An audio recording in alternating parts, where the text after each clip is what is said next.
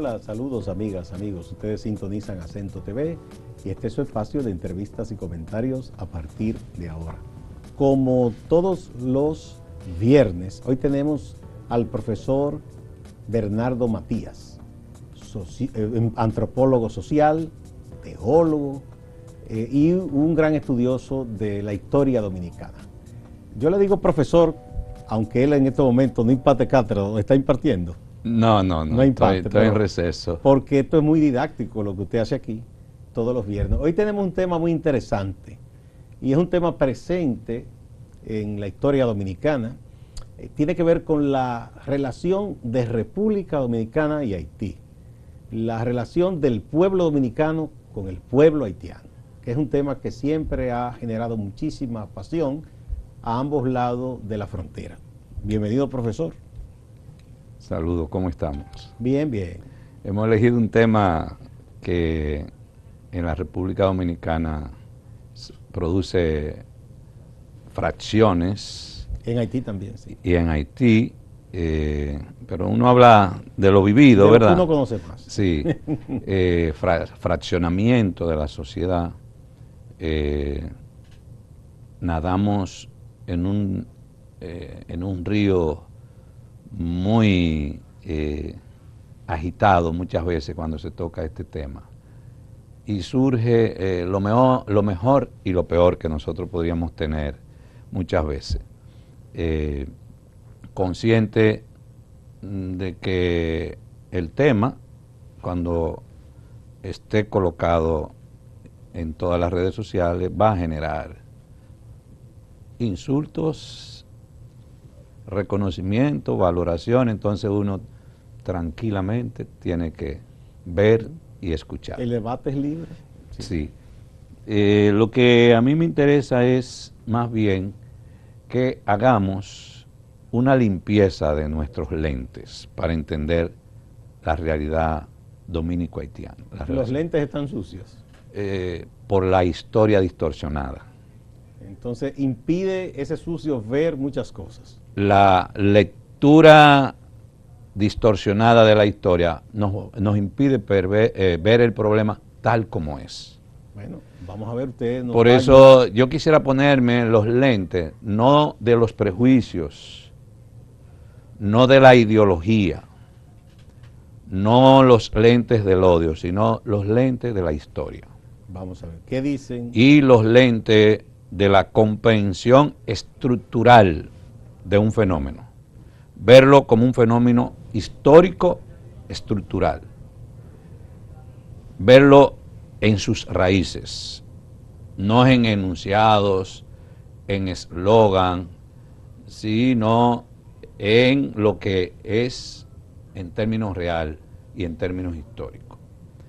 La realidad de las relaciones dominico-haitianas han estado muy vistas desde mitos, leyendas, prejuicios, sobre la base de un posible plan orquestado desde el extranjero para fusionar la isla y todo lo que es un fenómeno esencialmente migratorio de naturaleza socioeconómica, con efectos políticos, sociales, culturales y de muchos tipos, lo vemos como producto de una mano invisible que está trabajando para generar el efecto del caballo de Troya, de que de manera lenta y pacífica se nos va penetrando hasta que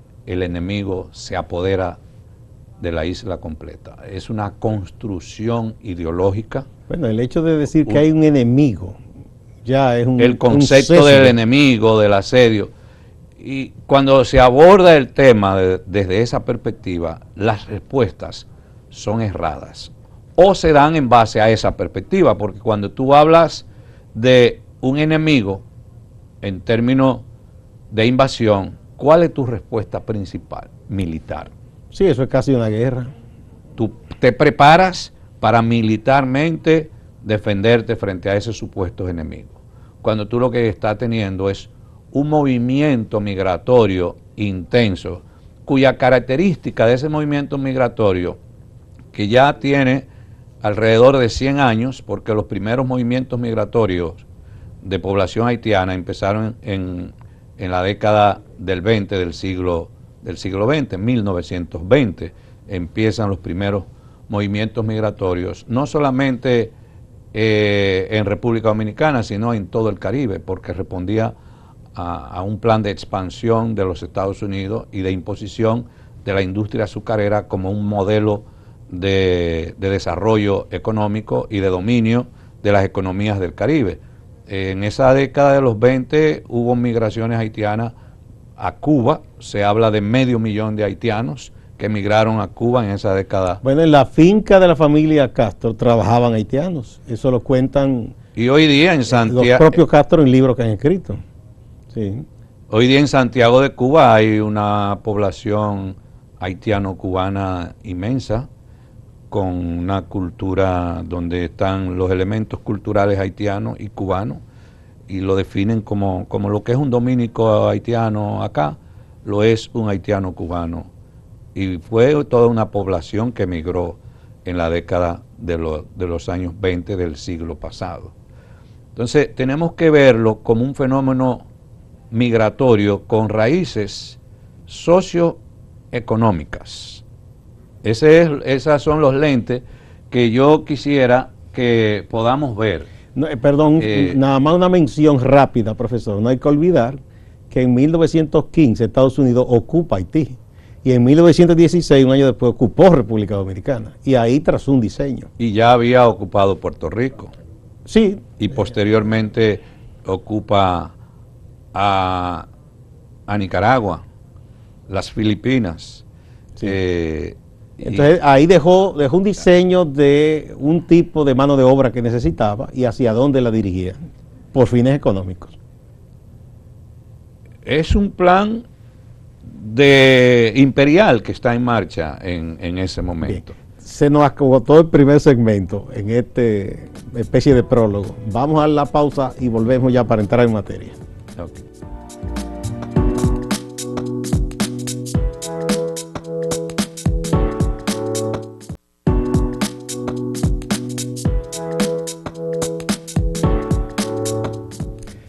Tenemos al profesor Bernardo Matías como todos los viernes. Hoy con el tema las relaciones entre República Dominicana y Haití. Vamos a ver. Entonces decíamos limpiar los lentes o ponernos otros lentes. En mi caso, yo invito a que nos pongamos los lentes de la historia. Hay varios momentos de la historia que marcan las relaciones dominico-haitianas. Lo primero que hay que tener claro que el fenómeno dominico-haitiano es el resultado de la colonización. Es un producto colonial. No es un producto del azar ni porque hubo un país u otro que quería dominar. Somos resultado de la lucha imperial, como habla Juan Bosch en su libro La frontera imperial, el Caribe como frontera imperial, de la lucha imperial de dominio del Caribe de los países poderosos de Europa. Entonces, el primer elemento para entender las relaciones nuestras es irnos a la colonización. La colonización se sustentó esencialmente en el uso de mano de obra esclava.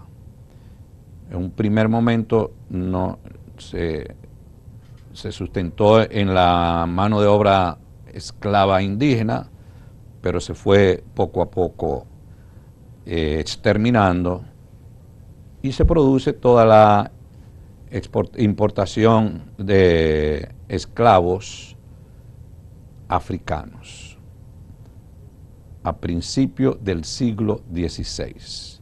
Y eso se produce en toda la región de Latinoamérica. Y son esclavos negros. Y la colonización trae con ella una ideología, que era del racismo. El amo era la raza superior y el negro esclavo la raza inferior. y ahí queda marcado ya un pensamiento que nos ha moldeado nuestro imaginario hasta el día de hoy. Las valoraciones que se tienen sobre el negro, sobre las personas de raíces negras, de identidad negra, versus el blanco, son expresiones peyorativas, discriminatorias, y eso queda en nuestras mentes, en nuestro imaginario, en nuestra manera de ver el mundo, inferior, superior, producto de la colonización. Incluso en la época de la colonización se construye una antropología para justificar el racismo y la superioridad de una raza, y no solo una antropología y una filosofía, sino una teología. Hubo teólogos que plantearon que la raza negra venían de Cam.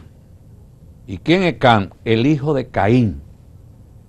Y que la negritud, el color de la piel, se puso negra cuando el hombre pecó. Muy, planteaban algunos Entonces, que los aborígenes y que los esclavos africanos no tenían alma, que eran como entonces, animales, hay toda para una justificar todo el maltrato. Y esa ideología, esa visión, queda grabada en el dominicano de cara al haitiano, hasta el día de hoy. Se permanece esa misma valoración de la colonización. El segundo hito histórico que para poder entender las relaciones dominico-haitianas es la devastación de Osorio en el 1606, donde nosotros solo éramos una sola isla, o mejor dicho, una sola población habitando una única isla, sin diferenciaciones. La devastación de Osorio y los posteriores acuerdos, especialmente el Tratado de Basilea, dividen la isla en dos partes. Esa división, esa fragmentación es el segundo elemento que indica que todo esto es producto de los pactos, de los acuerdos entre los países poderosos, en este caso Francia y España. El tercer hito, por supuesto, es la ocupación haitiana del 1822. En la ocupación haitiana del 1822 quedará marcada la idea del enemigo, del que está con la intención de un asedio permanente contra este otro pedazo de la isla. Y lo más importante que hay que destacar, que con la desocupación haitiana, 1844, ¿qué sucede? Que quienes permanecen dominando el Estado dominicano son los grupos conservadores, que tenían ya conformada una ideología anti-haitiana. El grupo liberal que lideraba Duarte y los no era anti-haitiano. Sí, de hecho Duarte habla de manera elogiosa y lo toma como ejemplo al pueblo haitiano, para que aquí también se pudiera tener un país independiente, lo toma como ejemplo. Ese grupo fue defenestrado de la toma de decisión. Los fundamentos y principios de las ideas duartianas son de soberanía y autonomía. No es de patriotismo racista, ni de confrontación, es de conformación de una patria, de una nación soberana y autónoma de toda potencia extranjera. Hay una visión amplia del concepto de soberanía en Duarte. Entonces los conservadores, Santana. Bobadilla, Buenaventura Báez, Lilis, Trujillo, Balaguer, son décadas de dominio del Estado dominicano en manos de conservadores. Y en el periodo post-balaguerista, 1990, los grupos liberales que han estado dirigiendo el Estado, para poder llegar al Estado, han tenido que hacer pacto con los conservadores. Y le han concedido demasiado. Y ese pacto... Digo yo. Bueno. Demasiado le han cedido. Sí, muchos temas de reformas y cambios en la sociedad dominicana han sido producto de ese pacto que ha resultado muy costoso para la sociedad dominicana ese pacto entre los liberales y los conservadores. Pero además yo digo, eso es lo que yo pienso, que le han cedido un espacio de poder que incluso no se corresponde por la influencia que esos grupos tienen, que ya hasta vienen de capa caída muchos.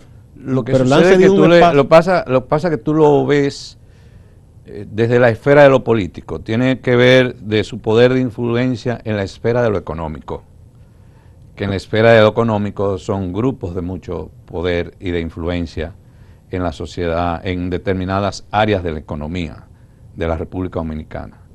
Y también con influencia en términos ideológicos, porque son grupos muy vinculados al catolicismo tradicional, que históricamente las corrientes católicas de República Dominicana han sido muy condescendientes con las corrientes conservadoras. Y hay que recordar que Duarte era masón, no católico, porque es una de las mentiras que se dicen aquí. Duarte era de la masonería. Ahora, ¿cuál es la intención? Por presentar a Duarte como católico y no masón. Bueno, para decir que entonces la religión del padre de la patria era ese catolicismo conservador, y no era así. Es que hay dos elementos que definen el conservadurismo en República Dominicana, entre otros. El conservadurismo es anti-haitiano, católico y pro-hispano. Son aspectos de definición del pensamiento conservador. La prohispanidad, de ver este país como un país de blancos, de hispanos, y cuando no podemos ser como blancos, somos indios. Que esa es una categoría que se inventó aquí, que se burlaban de nosotros. Que no tiene sentido. Por suerte que eso se eliminó de la cédula, porque era una cosa ridícula. Y el negro más oscuro se define como indio oscuro. Indio oscuro. Pero indio oscuro, indio claro. Pero recuerda, eso viene desde la colonia, porque claro, definirme, aceptarme como negro implica que me rechacen. Y no, y era colocarse en el peor nivel más maltratado de la capa social. De nuevo una pausa, profesor.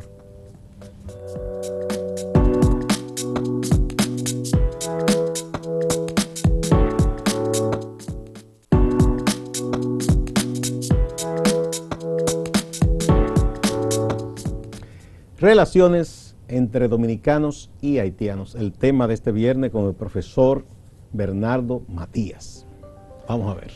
Es un tema de este viernes y del próximo viernes. Porque no se agota en un lo vamos a ver en dos partes, porque la otra parte del programa quisiéramos dedicarla a las propuestas. No es solo un aspecto de análisis, críticas, sino qué proponemos realmente, sí, porque existe la problemática en su complejidad. Bueno, hablábamos de hitos que marcan las relaciones dominico-haitianas. Nos fuimos desde la colonia y la ideología racista que queda enraizada en nosotros. Luego de la devastación de Osorio hablábamos, la ocupación 1822, donde queda marcada la idea del enemigo, del asedio, y la desocupación y el dominio de los grupos conservadores del Estado Dominicano, donde el antihaitianismo se convierte en una ideología de Estado. No es una manera de pensar del dominicano. Y se va a consolidar, va a echar raíces profundas en la época del trujillismo, especialmente en el contexto de la matanza de los haitianos en el año 1937, cuyas estadísticas varían bastante, entre 12.000, 13.000, 15.000, 16.000, incluso creo que Bernardo Vega habla de 35.000, pero ya poco a poco la idea está entre 12.000 y 15.000 haitianos fueron asesinados por la dictadura trujillista, bajo el argumento del asedio, de la invasión, bajo el argumento de la pureza de la raza. Trujillo desarrolla toda una política sobre la base de la pureza de la raza, trae migrantes europeos, incluso judíos también de raíces europeas, con el propósito de blanquear la raza. Español. Y les dio dinero y los asentó. Japoneses también. Sí, fue muy diversificado. Siempre que no fueran negros. Que no fueran negros. Porque era un prejuicio contra los negros. Y mucho menos haitianos. Y esa matanza había que justificarla. Veamos un texto de una carta que escribió Joaquín, de un discurso. No, la anterior. De un discurso. Este es un fragmento de un discurso de Peña Valle en Elías Piña, en el año 1942, donde se desarrolló en esa década, 1941, se desarrolló toda una estrategia de la dominicanidad basada en blanquear la raza y todo lo que implicara presencia de negritud, confrontarlo, pero especialmente asociado a lo haitiano. Dice Peña Valle en ese discurso en Elías Piña, en una manifestación de testimonio de adhesión y gratitud al generalísimo Trujillo. No hay sentimiento de humanidad, ni razón política, ni conveniencia circunstancial alguna que puedan obligarnos a mirar con indiferencia el cuadro de la penetración haitiana. 1942, penetración haitiana. Lo mismo que dicen ahora. El mismo discurso. El tipo transporte de esa penetración no es ni puede ser el haitiano de selección, el que forma la élite social, intelectual y económica del pueblo vecino. Este tipo no nos preocupa porque no nos crea dificultades. Ese no emigra, es una visión clasista. Balaguer se refería a eso también. Aquí hay una relación entre raza y clase. Balaguer menciona a un intelectual haitiano que él admiraba mucho, que era Price Marx, y él decía que ojalá que fueran así, que ahí no hay problema, porque era un hombre de prestigio.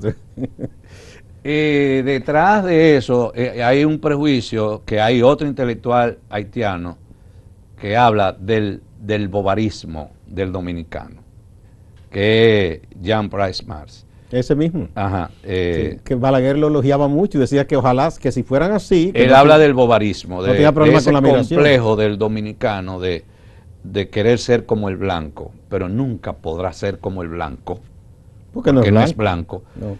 Pero tampoco quiere ser como el negro, porque le avergüenza ser como el negro. Entonces el mulato como nosotros, así, vivimos en esa confrontación interna de quisiera ser como blanco, pero nunca podría ser blanco, pero no quiero ser negro, porque el negro es sinónimo de esclavitud, de dominio, de inferioridad. Entonces vivimos en ese doble mundo entre... Pero, como decía el poeta Nicolás Guillén, cuando suena el tambor, la cadera lo delata. Sí, porque ese ritmo, eso es africano. Ahí viene lo que es el concepto de identidad subjetiva e identidad objetiva. Identidad objetiva es lo que tú eres, que no lo puedes negar. Y la identidad subjetiva es cómo tú te percibes, lo que tú eres. Entonces seguía diciendo Peña Valle en ese discurso, el haitiano que nos molesta y nos pone sobre aviso es el que forma la última expresión social de allende de la frontera, de más allá de la frontera. Ese tipo es francamente indeseable, de raza netamente africana. No puede representar para nosotros incentivo étnico ninguno. Desposeído en su país de medios permanentes de subsistencia. Es allí mismo una carga, no cuenta con poder adquisitivo y por tanto no puede constituir un factor apreciable en nuestra economía. Hombre mal alimentado y peor vestido, es débil, aunque muy prolífico por lo bajo de su nivel de vida.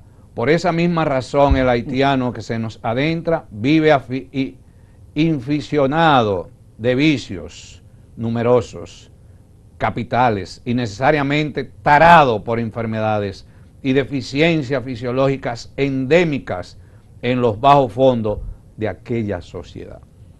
Eso es una Lo primero que eso visión totalmente racista, anticientífico, porque esos son prejuicios nada más.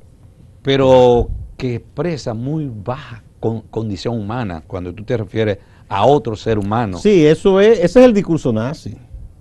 Ese es el discurso nazi. Pero que lo hemos asimilado como Sí, sociedad. Y todos esos valores que él presenta ahí. La hipocresía, porque Trujillo, que con el apoyo de intelectuales como este, de Balaguer y de otros más, y de Peñavalle, hizo esa matanza. Yo tuve bien unos documentos que él deja claro y dice, no me toquen los haitianos que están en los ingenios.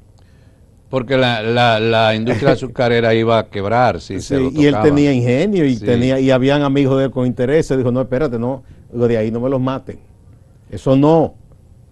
Vamos a cerrar, que yo creo que ya estamos cerrando esta parte del programa, con una carta de Balaguer, para que entendamos que hay dos grandes intelectuales de esa época que orquestaron toda una campaña de dominicanidad para justificar la matanza, y esa campaña echó raíz Vamos a verlo de Balaguer rápidamente, porque tenemos que ya dice concluir. Balaguer en una carta dirigida al director del periódico El Tiempo, el 11 de octubre del 45.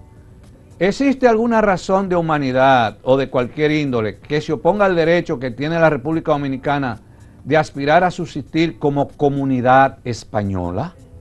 Ahí viene O sea, que él cree que era español. la hispanofilia, la hispanidad. Y supuestamente este no era nacionalista, pero entonces no es nacionalista, era hispanófilo. Los incidentes de 1937, contrariamente a lo que afirman los enemigos del gobierno dominicano, fueron provocados por las incursiones armadas que las poblaciones de Haití, radicadas en la zona fronteriza, venían realizando con frecuencia sistemática sobre las provincias del norte del país para apoderarse de los frutos y del ganado de nuestros agricultores. Está toda una construcción ideológica de la hispanidad, de las valoraciones del negro, del asedio, de la invasión del enemigo. Y Balaguer, en la década de los 90, fue el que creó el mito de la fusión, de que Canadá, Francia y Estados Unidos tienen un plan. Yo conozco solo 3 escritos sobre el mito de la fusión, que lo vamos a ver en el próximo programa. Lo que es una contradicción, porque él llegó a plantear en su libro La Isla al Revés, que fue un estado federativo. Con la Confederación con la misma Dominico-Haitiana. constitución, quizá un mismo pasaporte para dominicanos y haitianos. Sin embargo, decía estas cosas. Hemos concluido por hoy. Ese tema queda pendiente, muy interesante para el próximo viernes, profesor. Muchas gracias. Igual a ustedes, amigas y amigos. No se vayan, que hay más en Acento TV y Acento Portal.